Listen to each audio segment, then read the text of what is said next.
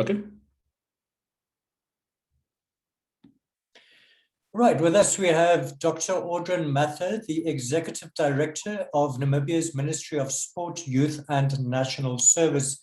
Welcome to the show, can you please give us a summary of your ministry's response to the World Athletics withdrawing Christine Mboma and Beatrice Masilingi from the 400 meters for the Tokyo Olympic Games?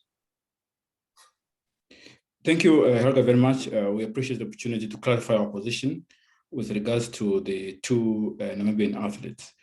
In the main, we are very disappointed that we only got to learn last week about the possible exclusion of our athletes who have done very well in other races at other different events. From what I understand is that they are being withdrawn because of the high level of testosterone. We think that this is nothing of their own making. This is a natural condition that the girls possess, and therefore their natural body should not be used against them to exclude them from participating in the Olympics 400-meter race.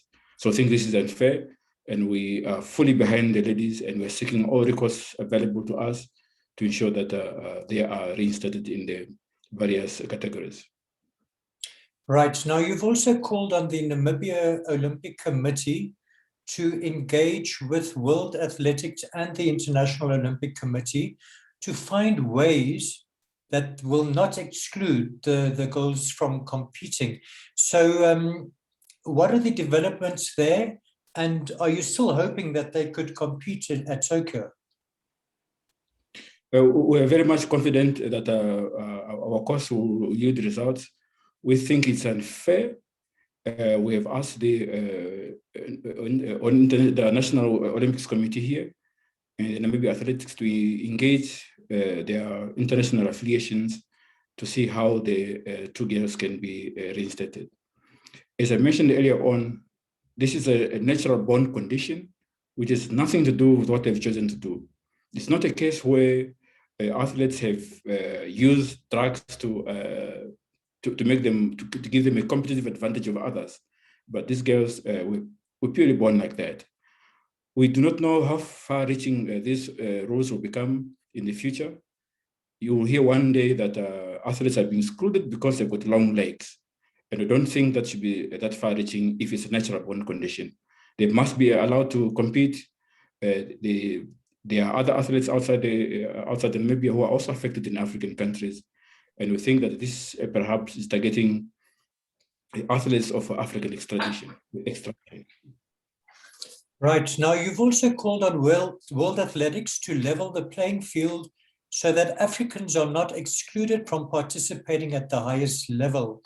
So are you accusing them of discrimination and racism? And can you elaborate on that? We have called upon to rescind that. Whether you make a conclusion that this is racism, you can draw those conclusions on your own.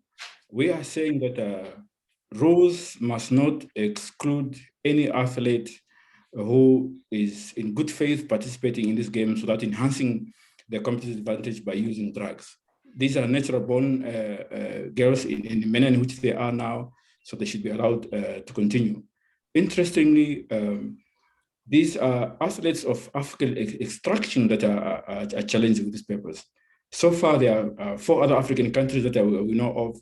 We know now there is an athlete from the United States who is faced with the same challenges.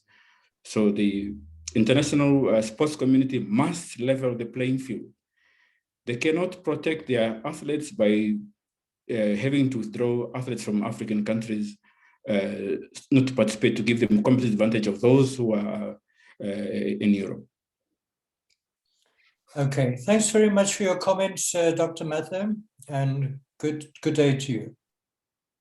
Thank you, Helga, anytime.